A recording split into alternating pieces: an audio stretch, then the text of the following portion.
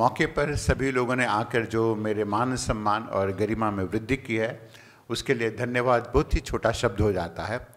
और भी छोटा शब्द इसलिए हो पाता है क्योंकि जिस रूप में सभी लोगों ने मेरे बारे में जितनी बातें कही हैं, जिसे हमें लगता है कि हम लोग तो एक वयोवृद्ध निर्धन शिक्षक हैं और उसके ऊपर से इतना महिमा मंडल कर दिया गया, इसके लिए भी हमारे पास में कोई शब्द नहीं है।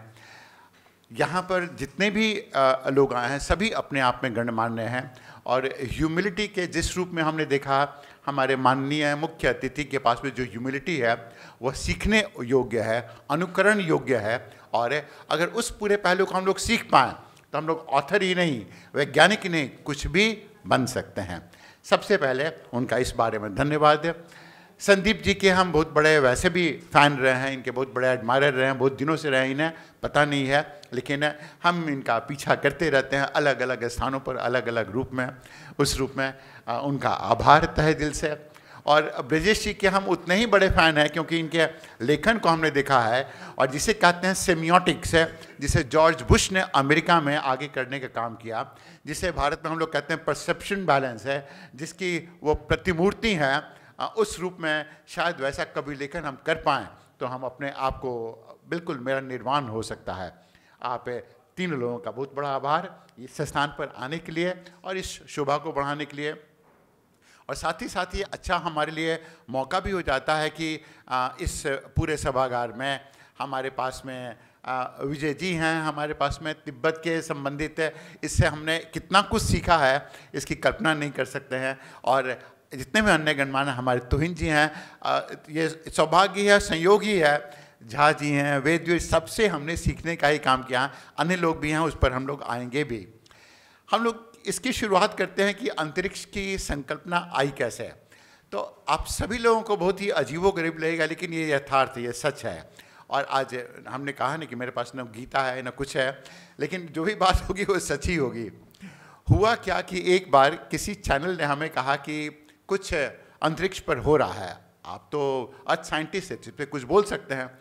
तो करीब 5 साल 6 साल पहले की बात है। हमने कहा कि ये तो नया सब्जेक्ट था मेरे लिए और नई चाल भी थी, तो इस पर हमने कहा कि अब तक कोई भी चैनल पे जाने में तब बहुत आनंद आता था। हमने कहा कि हाँ बिल्कुल तय है, हमने बोल दिया और सौभाग्य से या दुर्भाग्य से वो अच्छा हो गया।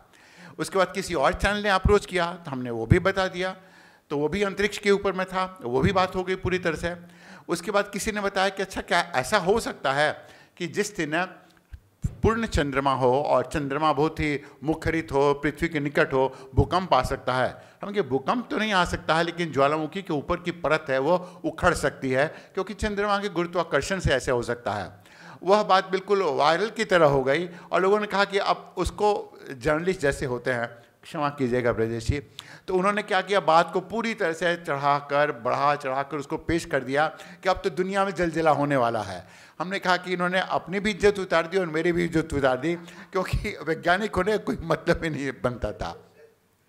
तो चैनल वाले लोगों ने क्या किया कि हमें ब्रांड कर दिया कि हम अंतरिक्ष वैज्ञानिक हैं। तो जब ब्रांड हो गया तो हमें आनंद भी आने लगा कि अरे हम तो अंतरिक्ष वैज्ञानिक हो गया।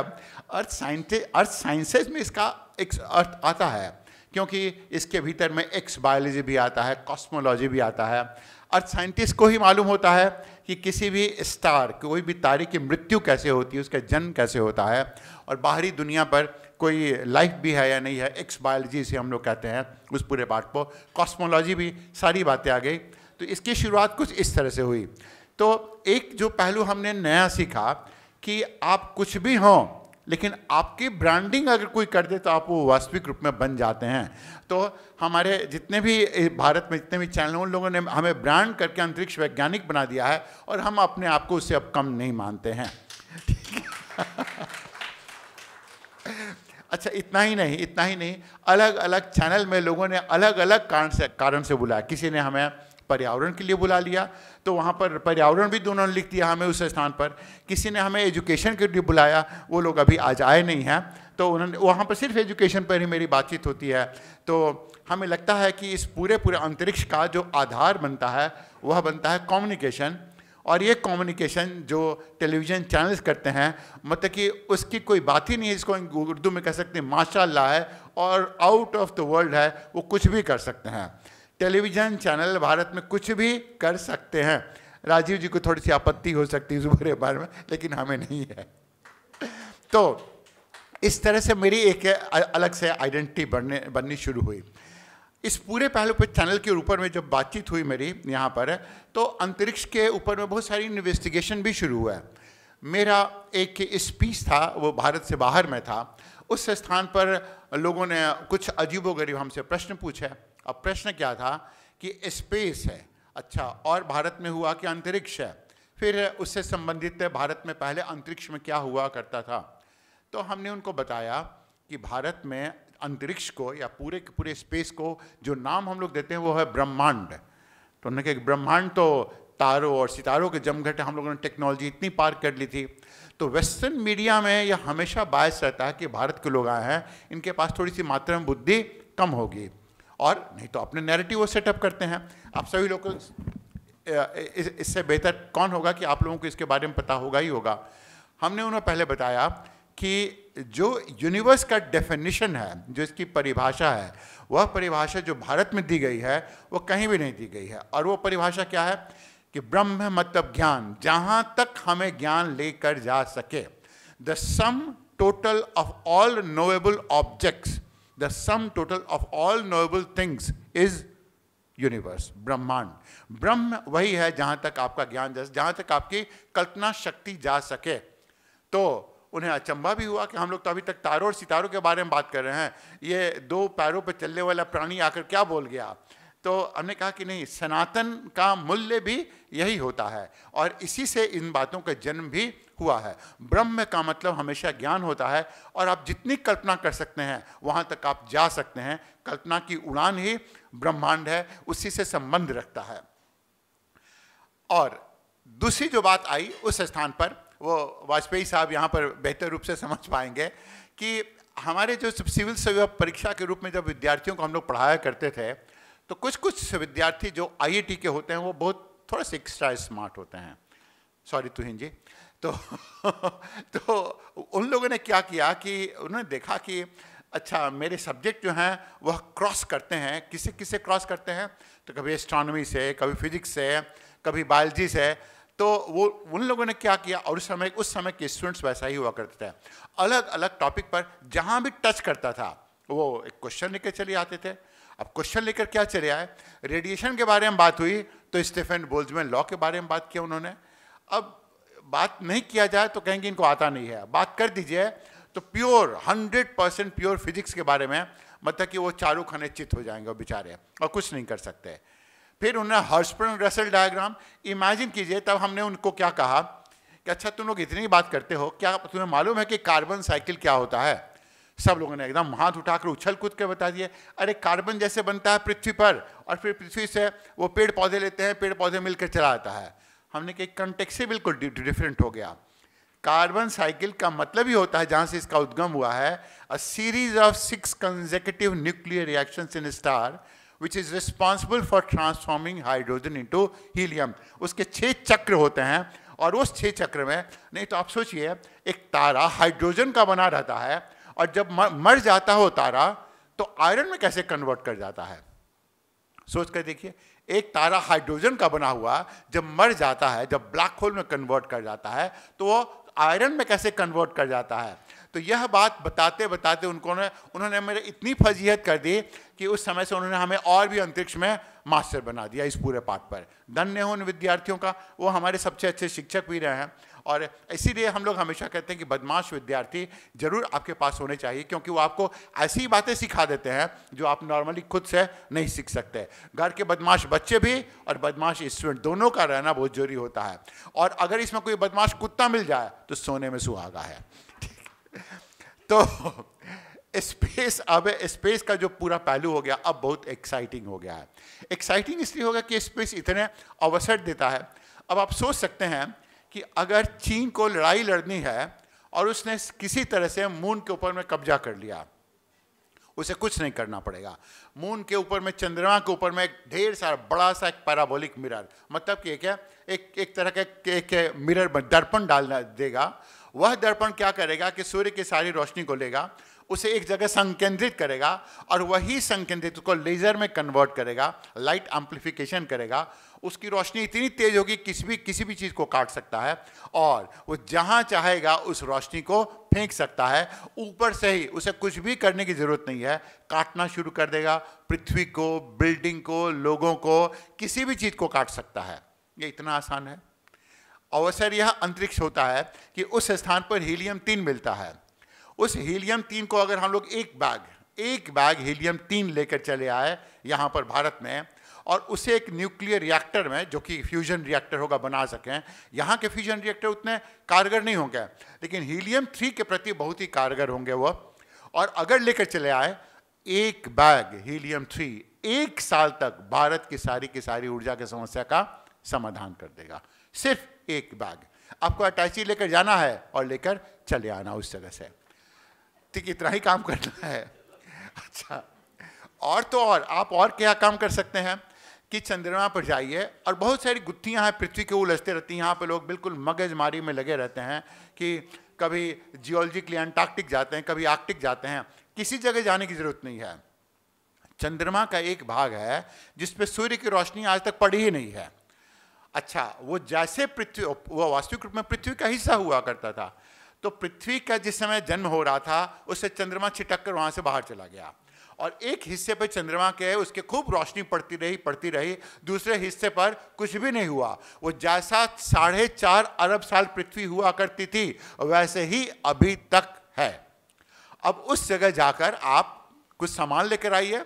मोबाइल ही नहीं, आप क्या नहीं बना सकते हैं, क्या नहीं बना सकते। उतनी ही नहीं, पृथ्वी के ऊपर की सारी गुत्थियों को जो उलझी हुई है उसको सुलझा सकते हैं। और यही कारण था कि चंद्रयान को हम लोग अपने दक्षिण सदन ध्रुव पर उसको भेजना चाह रहे थे, उस स्थान पर जहाँ पर कि गुत्थियाँ मिल जाएं। और एक बार आपके पास में नॉलेज मिल जाए तो जो हमारे प्रधानमंत्री कहते हैं, माननीय प्रधानमंत्री मोदी साहब, नॉलेज इकोनॉमी, यही नॉलेज इकोनॉमी का सार होगा। इतना ज्ञान मिल जाएगा कि पूरी दुनिया को हम लोग हाथों से हम लोगों ने पहले भी नचाया है, हमारे लिए कोई नई बात नहीं है।